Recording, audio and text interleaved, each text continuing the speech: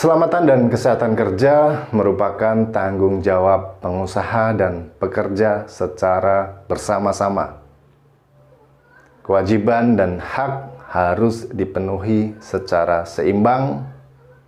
Dan kali ini, saya, Jaya Maulana, akan sharing informasi tentang sebuah cabang ilmu dari keselamatan dan kesehatan kerja yang sering dikenal dengan istilah ergonomi.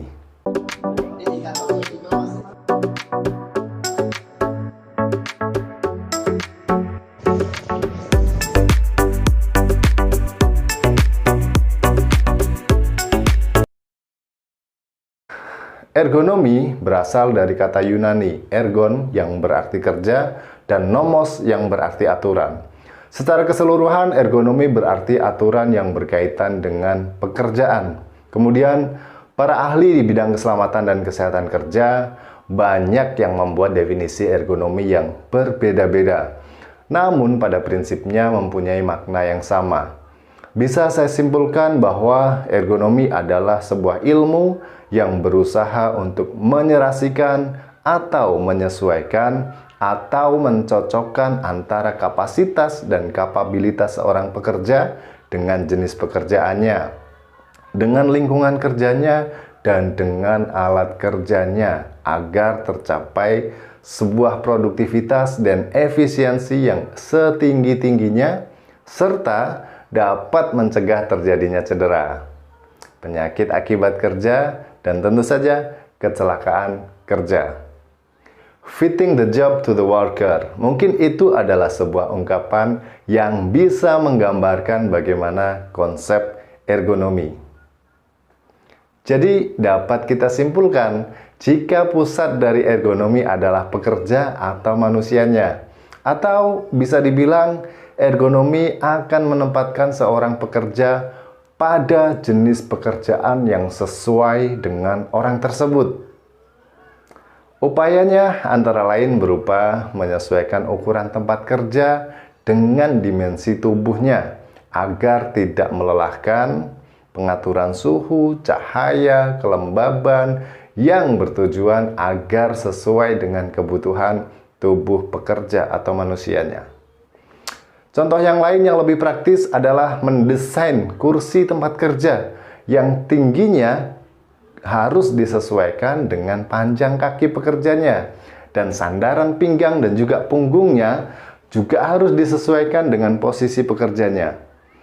Ini adalah sebuah ilmu yang sangat menarik dan sangat adil jika diterapkan di tempat kerja. Tentunya, angka kecelakaan kerja bisa ditekan, cedera akibat pekerjaan bisa dihindari, dan penyakit akibat kerja pun bisa dikendalikan. Lalu, apakah ini bisa dilaksanakan di tempat kerja? Apakah tidak terlalu idealis? Apakah tidak terlalu mahal? Apakah tidak terlalu sulit? Mungkin ini adalah pertanyaan teman-teman semua, gitu ya.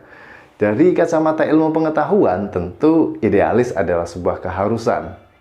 Pun jika dilihat dari kacamata pekerja, ini adalah sebuah hak bagi pekerja yang mestinya hak ini diterima oleh pekerja. Kemudian, bagaimana dari kacamata pengusaha? Dari kacamata pengusaha atau tempat kerja sekalipun, ini memang terlihat memberatkan.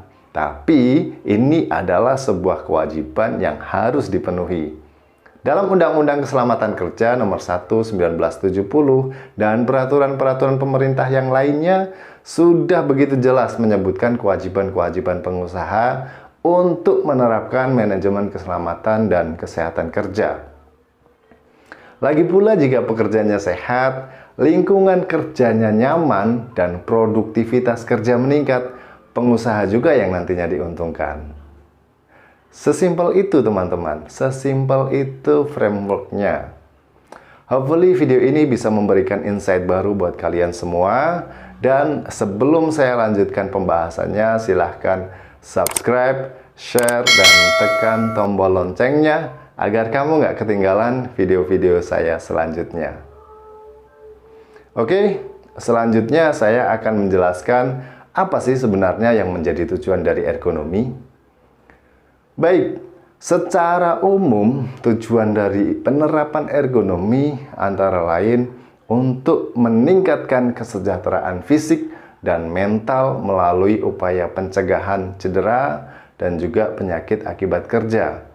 Tentu saja untuk meningkatkan jaminan sosial baik selama kurun waktu usia produktif maupun setelah dia atau pekerja itu tidak produktif. Sehingga bisa menciptakan keseimbangan yang rasional antara aspek teknis, ekonomis, dan antropologis dari setiap sistem kerja yang dilakukan. Dan juga akan menciptakan kualitas kerja dan kualitas hidup yang tinggi. Ya, adanya ergonomi tentu tidak lepas dari sejarah bagaimana ergonomi itu muncul sebagai sebuah ilmu pengetahuan. Ergonomi dipopulerkan pertama kali pada tahun 1949 sebagai judul buku yang dikarang oleh Prof. Murrell. Lalu istilah ergonomi digunakan secara luas di Eropa. Namun di Amerika Serikat dikenal dengan istilah human factor atau human engineering. Kedua istilah tersebut, ergonomi dan human factor tadi, hanya berbeda pada penekanannya. Intinya, kedua kata tersebut sama-sama menekankan pada performansi dan perilaku manusia saat bekerja. Sejak saat itu, ergonomi mulai dikenal dan diikuti dengan berbagai macam percobaan-percobaan untuk menghasilkan suatu alat kerja yang memudahkan pekerjaan manusia. Ya, sampai di sini sudah mulai paham kan dengan konsep ergonomi? Memang memahami prinsip ergonomi akan mempermudah evaluasi setiap tugas atau pekerjaan. Prinsip ergonomi adalah sebuah pedoman dalam menerapkan ergonomi di tempat kerja. Dan teman-teman perlu tahu, jika ada 12 prinsip ergonomi yang prinsip ini merupakan kerangka pikir atau kerangka kerja dalam setiap pendekatan ergonomi.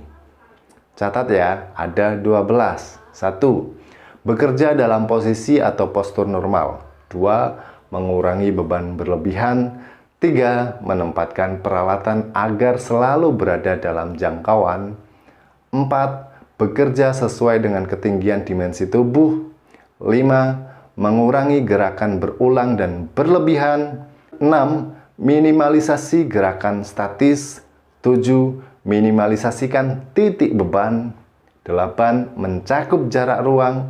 9. Menciptakan lingkungan kerja yang nyaman. 10. Melakukan gerakan olahraga dan peregangan saat bekerja. 11. Membuat agar display dan contoh mudah dimengerti. 12. Mengurangi stres. Lalu, ergonomi dapat diterapkan pada beberapa aspek dalam bekerja.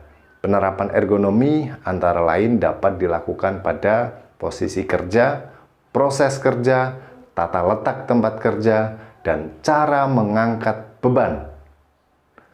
Hal ini sekali lagi dilakukan untuk mengendalikan bahaya ergonomi atau mengurangi risiko cedera akibat interaksi manusia dengan bahaya ergonomi. Dan penerapan ergonomi yang bisa kita lakukan adalah sebagai berikut. 1. Posisi kerja terdiri dari posisi duduk dan posisi berdiri.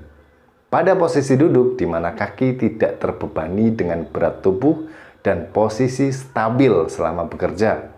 Sedangkan pada posisi berdiri, di mana posisi tulang belakang vertikal dan berat badan tertumpu secara seimbang pada dua kaki.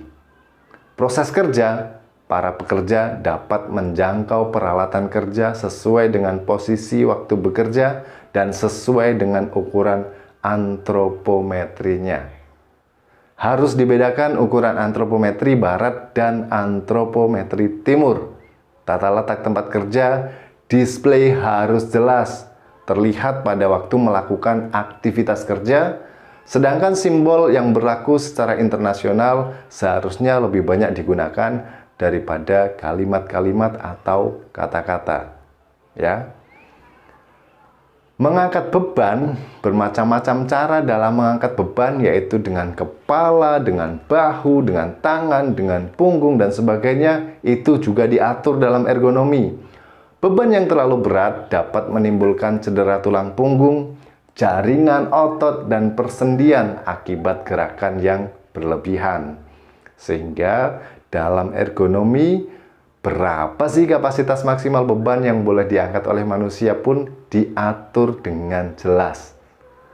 Tahu nggak, jika beban yang diangkat manusia itu tidak boleh melebihi aturan yang ditetapkan International Labour Organization atau ILO.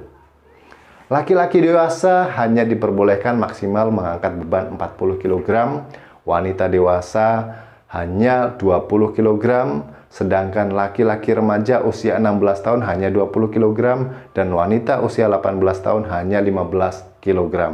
Hal ini sekali lagi untuk mencegah terjadinya cedera tulang punggung, jaringan otot, dan persendian. Sampai di sini sepertinya semakin asik ya mendalami ergonomi. Jika kamu merasa masih ada yang perlu ditanyakan atau perlu saya jelaskan, silahkan sampaikan di kolom komentar. Atau jika kamu merasa video ini bermanfaat, silahkan share video ini sebanyak-banyaknya agar semakin banyak orang yang mendapatkan manfaat dari video ini. So, keselamatan dan kesehatan kerja adalah tanggung jawab kita semua. Pekerja punya hak yang harus dilindungi, dan pengusaha punya kewajiban untuk menciptakan lingkungan kerja yang aman dan sehat. Saya Jaya Maulana. Assalamualaikum dan sampai jumpa di video-video berikutnya.